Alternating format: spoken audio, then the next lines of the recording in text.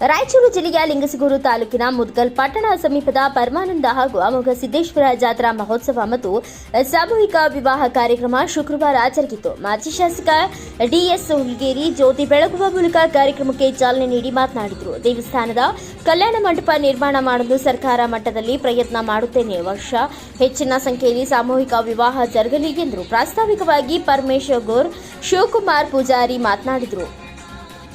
ರೇಣುಕಯ್ಯ ಸ್ವಾಮಿ ಕಾರ್ಯಕ್ರಮದ ಸಾನ್ನಿಧ್ಯ ವಹಿಸಿದ್ರು. 21 ನವ ಜೋಡಿಗಳು ದಾಂಪತ್ಯ ಜೀವನಕ್ಕೆ ಕಾಲಿಟ್ಟರು. ಶಿವಶಂಕರಯ್ಯ ಅಮರಯ್ಯ ಗುರುಗಳು, ಲಿಂಗಸಗೂರು ಬ್ಲಾಕ್ ಕಾಂಗ್ರೆಸ್ ಅಧ್ಯಕ್ಷ ಗೋವಿಂದ ನಾಯಕ್, ಶಾಂತ ರೇಮಣ್ಣ ಪರಮಾಯ್ಯ ಗುರುಗಳು, ಹಂಪಮ್ಮ ಹನುಮಂತ್, ಶಕುಂತಲಾ ಪರಮೇಶ್, ಮಲ್ಲಪ್ಪ ಕಟ್ಟಿಮನಿ, ಚನ್ನಬಸವ ಬಸಯ್ಯ, ಕನ್ನಾಪೂರು ಹಟ್ಟಿ ಉಪಸ್ಥಿತರಿದ್ದರು.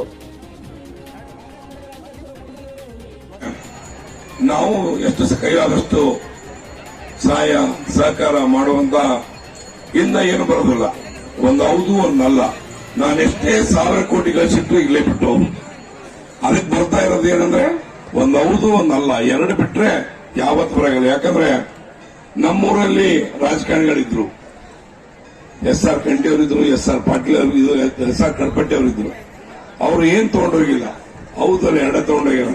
ಇವತ್ತು ನಮ್ಮ ಊರಲ್ಲಿ ಒಂದು ನೋಡ್ಬೇಕಾದ್ರೆ ಕಂಠಿ ಸರ್ಕಲ್, ಕಂಠಿ ಸ್ಕೂಲ್, ಕಂಠಿ ಇದು ಅಂತೇಳಿ ಅವರ ಮನೆಯನ್ನ ದಾನವಾಗಿ ಮಾಡಿಕೊಟ್ಟಿರುವಂತ ಒಂದು ಇತಿಹಾಸ ಒಳ್ಳೆಯವ್ರದ್ದು. ಅಂತ ಒಂದು ಊರಲ್ಲಿ ನಾನು ಜನಿಸಿ ಇವತ್ತು ನಿಮ್ಮ ಈ ತಾಲೂಕಿನಲ್ಲಿ 5 ವರ್ಷಗಳ ಸೇವೆಯನ್ನು ಮಾಡಿದ್ದೇನೆ. ಆ ಸೇವೆಯಲ್ಲಿ ಯಾವುದು ತಪ್ಪಿಲ್ಲ. ಮಾಡಿರುವಂತ ನಮ್ಮಲ್ಲಿ ಬೆನ್ನಿಗೆ ಚೂರಿ ಹಾಕಂತ ಜನಗಳು ಬಹಳ ಇದ್ರು.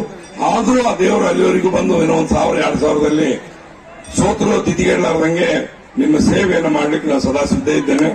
ಸಿದ್ಧ ಇದ್ಕೊಂಡು ಮಾಡುವಂತ ಕೆಲಸ ಕಾರ್ಯಗಳಲ್ಲಿ ದೇಶ ರಾಜಕೀಯ ಬಿಟ್ಟು ಎಲ್ಲರೂ ನನ್ನವರು ತಿಳ್ಕೊಂಡು ರಾಜಕೀಯ ಮಾಡುವಂತ ಕೆಲಸವನ್ನ ಆ ದೇವರನ್ನು ಪಾಲಿಸಿದ್ದಾನೆ.